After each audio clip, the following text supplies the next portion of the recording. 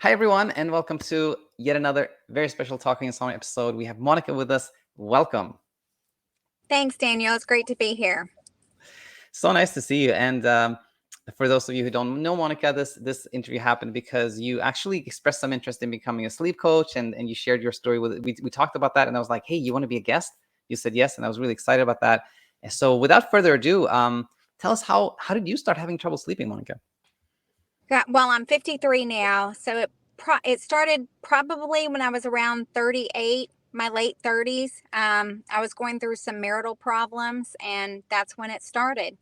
Um, at first, I got put on Ambien, and then shortly after that, it was Xanax, and then it has been a roller coaster ever since then. Yeah. Yeah. It's everything that so many of us go through that struggle with insomnia, and all the different doctors, the different modalities that we try, you name it. I've tried everything. And wow. Wow. And I found you a couple of years ago, but I was struggling so bad with my mental health because of the sleep deprivation. Um, and some of the things that I was learning from your channel initially at first, and then I got with Martin Reed, and then that really triggered me, so to speak, and it made everything really worse. I did his course for about 5 weeks, and then my mental health got so much worse. And that's when we started adding more medication and everything like that. And then after, I've been medication free now for, let's see, this last February was 2 years. So, well over 2.5 years now. And, Wow. and you name it, I was on it. We tried everything.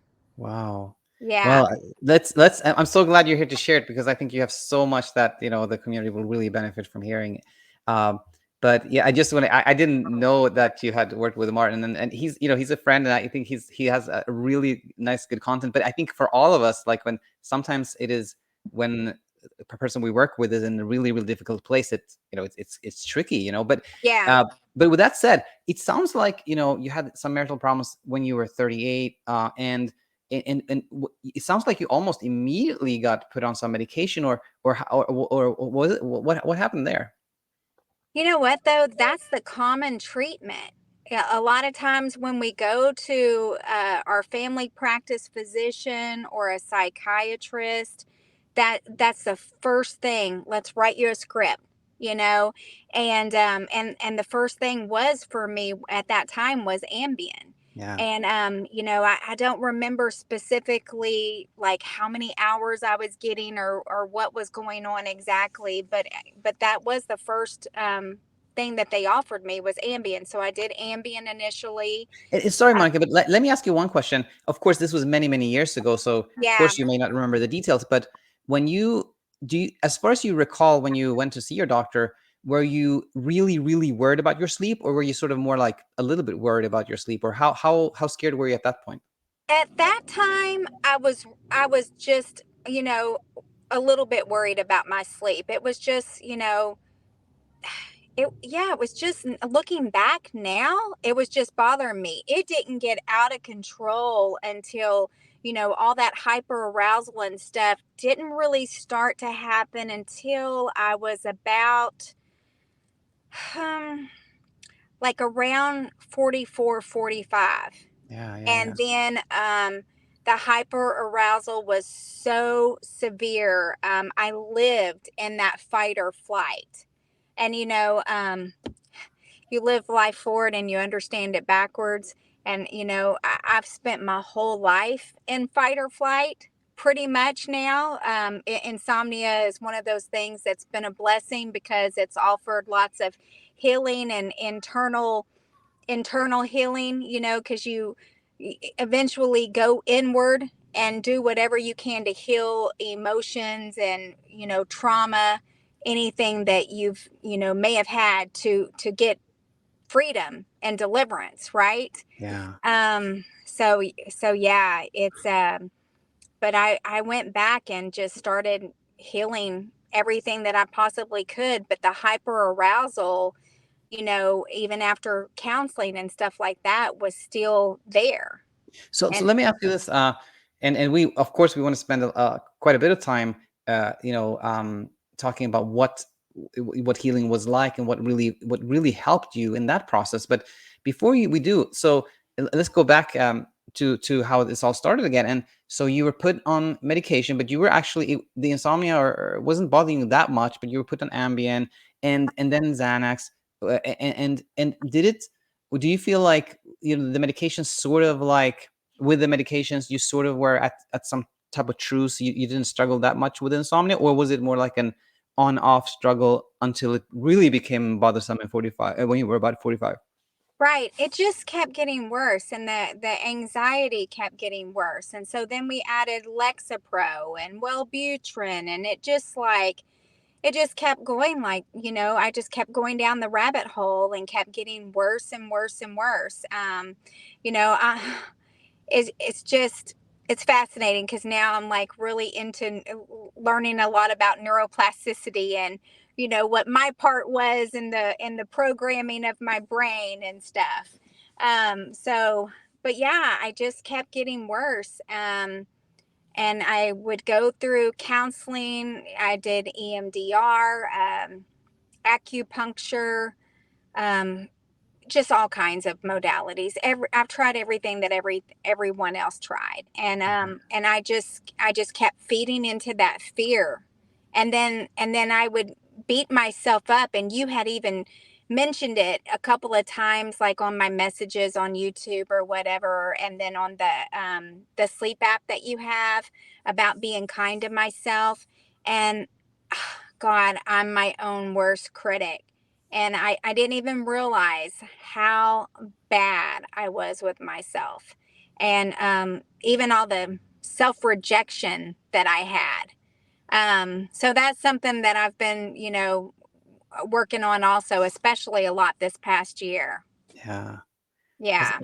Yeah. I actually forgot that, Monica, but you were a bedtime client, right? Yeah. Yeah. Briefly. Briefly. Briefly. And Got it. I was and at that time when I started with you, I was on Seroquel. And I had experienced two hallucinations because of lack of sleep.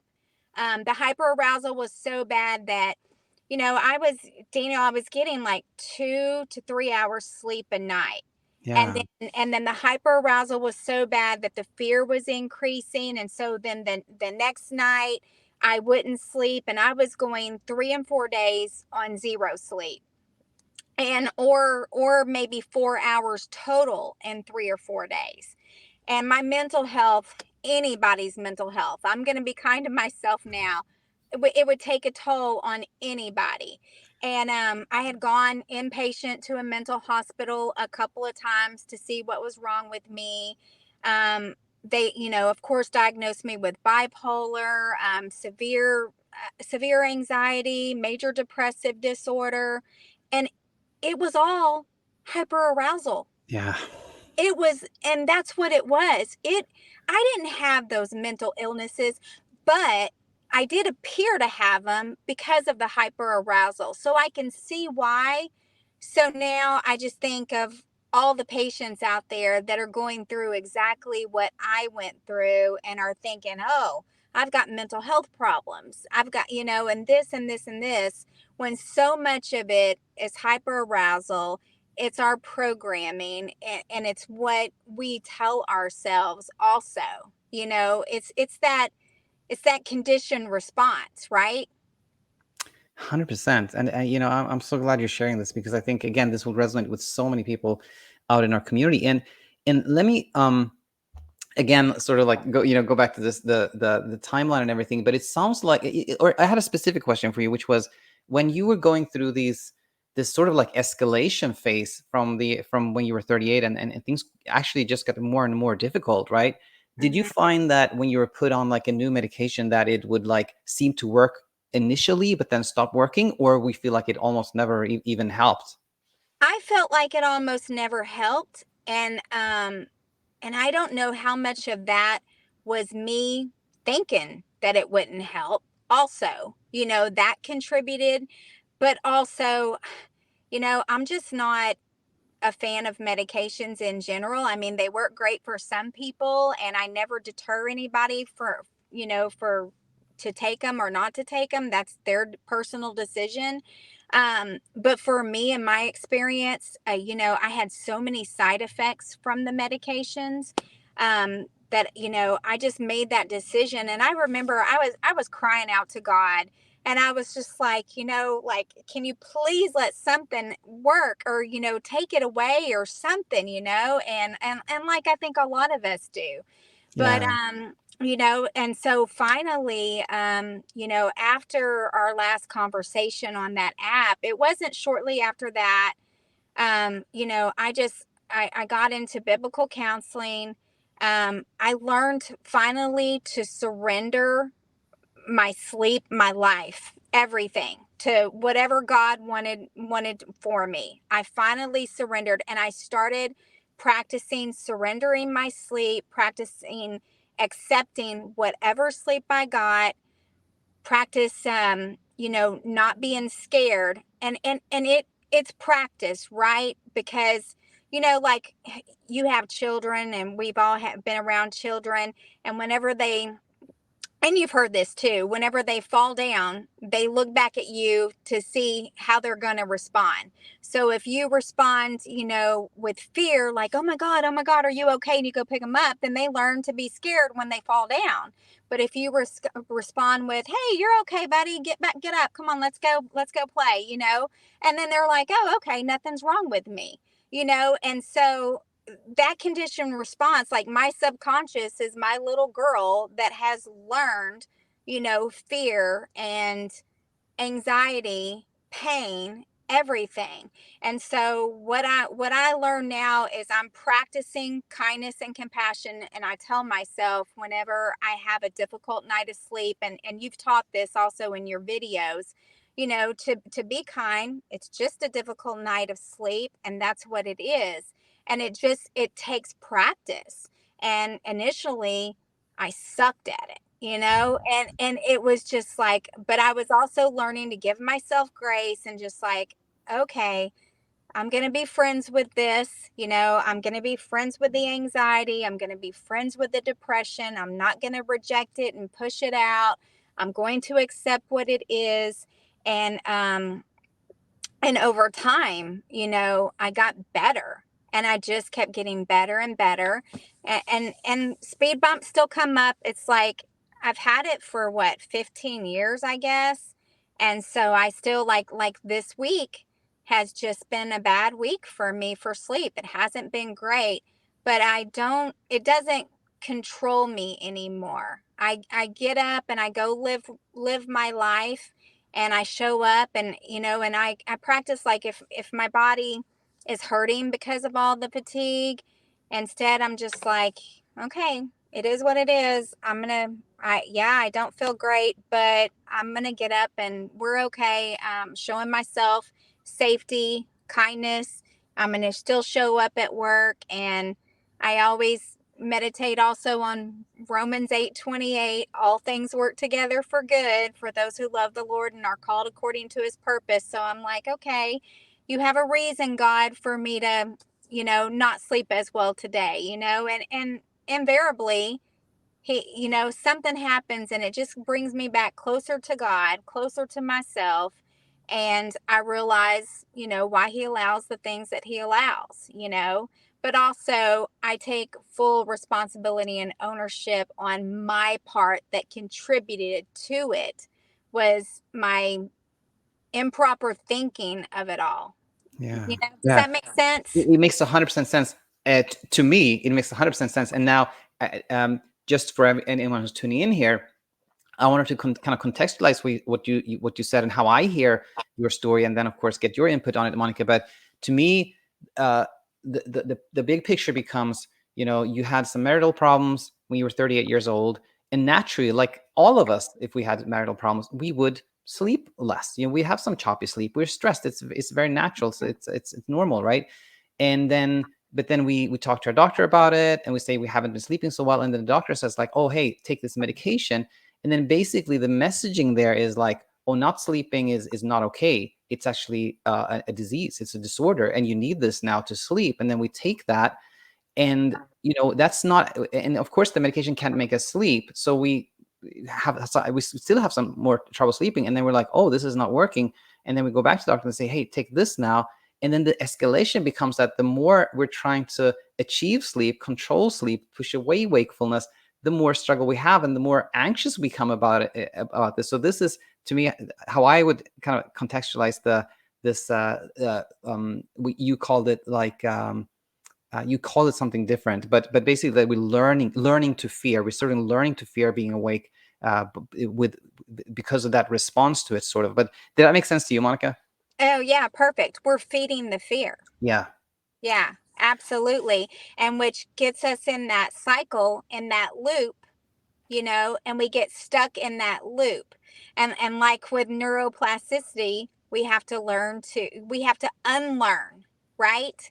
And relearn the proper way. And the only way to do that is, is what we tell ourselves about the situation. If we meet it with kindness, like if I have a bad night of sleep, doesn't mean I'm bad. It means I had a bad night of sleep, Yeah, and exactly. it is what it is. And I don't have to go for and searching for solutions, because like you had said before, searching is the problem.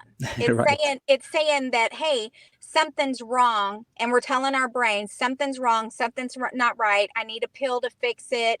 I need to just go work out for 2 hours today to help my sleep, or do that. You're looking for all these efforts that you don't need to do. It's just like, and I think that's, for me, definitely where I just have to have surrender and acceptance. It just doesn't mean that something's wrong. It just means I've had a bad night of sleep. I don't know why. It is what it is. So I'm going to be kind to myself. And today I may not go and hike for an hour or 2 hours like I normally would. I'm just going to go home and, sit down and read a book and take it Yeah. easy, and be okay with it. And I've learned not to beat myself up that I can't go hiking today, and it's just, but man, it's taken time for sure. Yeah. Yeah, absolutely. And that's now again, like a message to people who tune in here. Like we're sort of, when I do these interviews, we're compressing like things that happened over years into like 45, 60 minutes. It takes time. It takes a lot of time.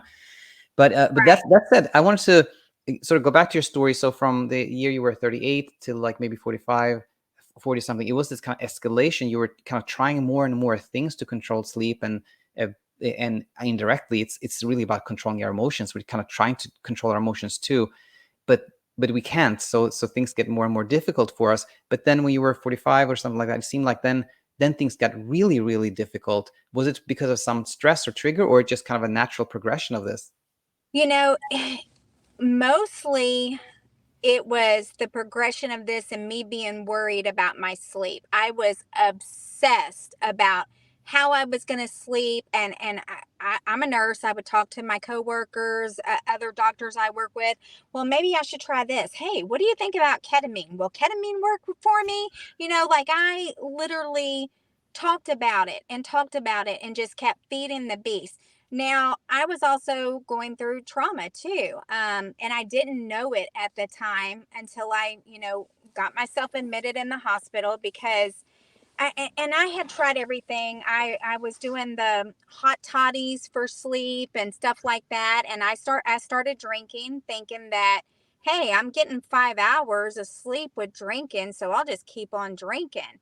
And so on the weekends, I became a serious binge drinker. Mhm. Um, and so that, it wasn't a problem for me. I didn't like, ever drink during the weekdays, stuff like that. It was on the weekends. But eventually I was like, man, between the sleep, the drinking to get to sleep and everything else. And whenever I went into the hospital, I voluntarily went in and admitted myself, and I was, told him everything I was going through. And like one of the diagnoses I told you, and other diagnosis was narcissistic abuse, codependency, and complex PTSD. So I had some significant healing, and insomnia was the what's the word I'm looking for? It was the symptom of a deeper rooted problem. Like all of those diagnoses were a symptom of a deeper rooted problem. So I had to go back all the way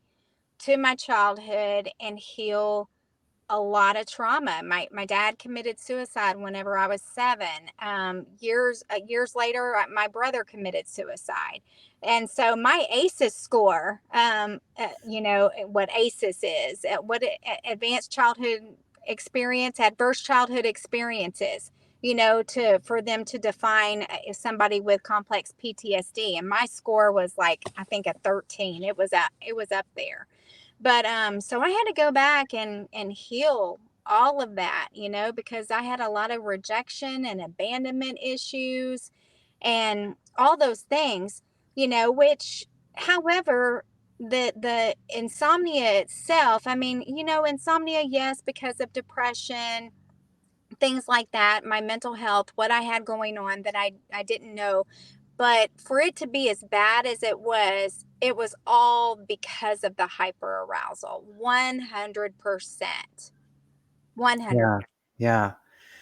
Wow. And it's, on this topic, Monica, you know, you said earlier that you got a lot of diagnoses that later on, looking back, you can see it was just hyperarousal. But in when this was happening and you were being told that, you have this diagnosis, you have PTSD, you have maybe, you're both bipolar, in that moment or during those years, I imagine that you believed that you were really, really ill, that you had a lot of illnesses or something like Mhm. that. It must have seemed really complex and difficult for that reason. Is that true? Oh yeah.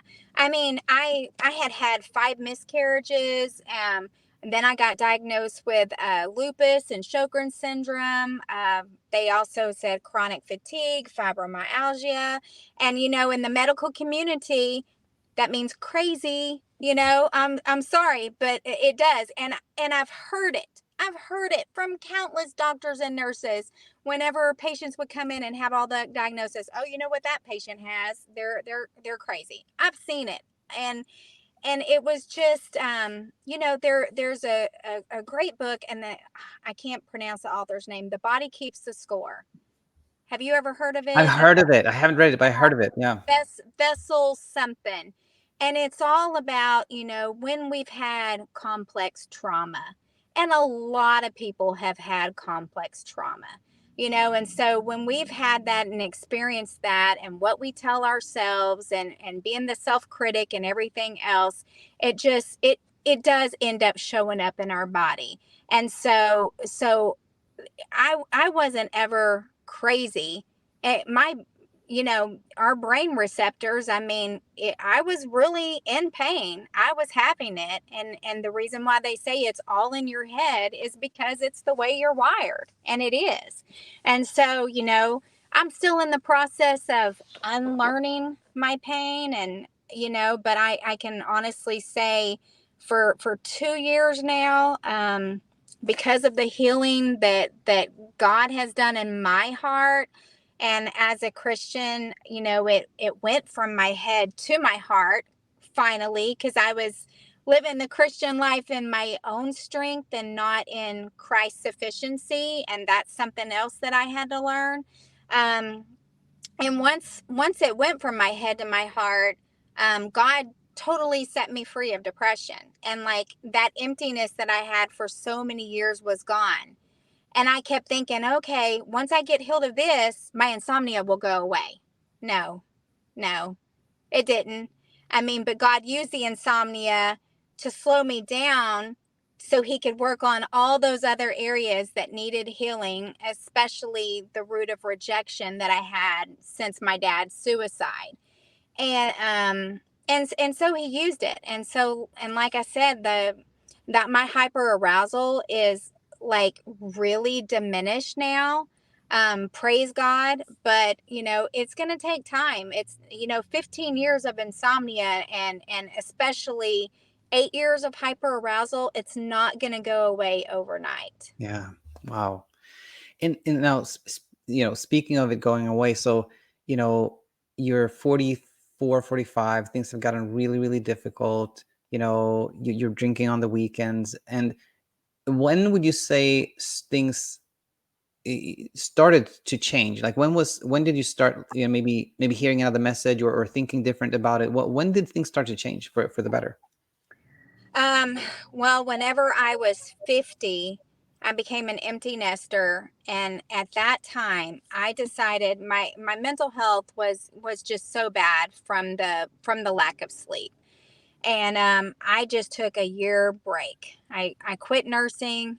I sold my house in Texas and I moved to Tennessee after I became an empty nester. I didn't know anybody.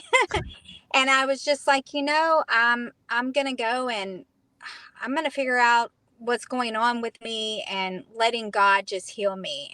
And my biblical counselor actually was in East Tennessee, and I had met him from YouTube, just like I met you when I was back in Texas. And I started biblical counseling a couple of months before I moved to Tennessee.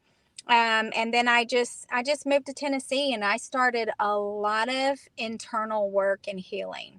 Yeah. And that's when things really started to change. And he, along, we just agreed I wasn't going to take any more medication. It was not easy, but the medicine wasn't helping me anyway. It wasn't. Yeah, And I exactly. had, you name it, I had it. They had prescribed everything to me, not all at the same time, of course, just at different times. But I mean, I definitely had it all. But Wow. yeah, that wasn't easy, but I'm And here to tell you it can be done. yeah. Absolutely. No, this is why I'm so happy that you're here, Monica, because you've gone through a lot, A from lot. childhood, and seeing that we can have these really difficult experiences in our lives and still go on to Yeah. find healing, surrender, leave insomnia, leave the struggles. It's exceptionally inspiring, Monica. And I want to ask you, was it Resilience, huh? Daniel. Was that Resilience. resilience? Resilience. Yes, it's real. Yeah. And I wanted to ask you, was it in around that time too, like 3 years ago or so, that you found our YouTube channel? Yeah, let's see. It a little over 3 years ago, I believe, was when I found it. And how was it, just randomly searching YouTube, or how did you find it? Yeah, I was searching insomnia. Yeah, and then it popped up. Yeah. And when you started tuning in, how did you react? What did you think? Oh, I like the concepts. I like the concepts a lot. I was still, certain things I would get triggered by, and it would make my sleep anxiety worse. But it wasn't the content; it was my perception of the content. You know, so much about perception, right? Yes, Yes. absolutely. Yeah. All right. Now, what did you do you remember, like, things that you felt like, oh, this resonates with me and this made sense to you, or like in terms of the things we teach or we share? Yeah, that is it Shasta? Was there the girl from, I think, where's she from? England, the Yeah, one it's who wrote Sasha the Stevens. yes, yes, yes. Her story I really resonated with. And then several, like listening to different people's testimonies. I thought I was unique, you know, and found out that I wasn't. And I definitely thought I was broken, and, what is wrong with me? I'm sicker than everybody else. And, but yeah, listening to the stories. And, I'm still reading your other book right now, The Tales of Courage. Is Oh that the yeah. name of it? So I'm currently reading that. I'm almost finished, but it's amazing how similar we all are. It's like AA. You look for similarities, and we have it. So Yeah. it's amazing. Wow. Yeah, there was one thing I wanted to bring up, which was, actually, it's funny. Like yesterday, I was on a call in our little immunity program. I was on call with just two people, and one of them specifically said, "Hey, Daniel, like, do you have have you worked with other people, or do you have other people in the community who are like Bible? He said Bible people, like Bible people like me, or Christians, people of faith. And I said, yeah. There's been several others, and now I'm going to tell him about this interview as well. But then I went on to say that what I often bring up when when have a follower, student, or a client who is Christian or a person of faith, is the concept of surrender, which is actually, if you look at scripture in the Bible, it's never about like, oh, hey God, please do this for me. It's not about like trying to force God or negotiate with God. It's really, the message is about surrender, like Right. allowing God to do what is meant to be done for us, right? And that's Right. really essentially the same thing we say with like the effortlessness, not trying to force it, but acceptance, Right. surrender. It's all very similar, isn't it? Did you find that Right. so, Marka? It is so true. And it's once because I'm in recovery now, and I've been sober almost 5 years. But the first 2 years, I did not surrender. I had control issues. I tried to control every single thing in my life.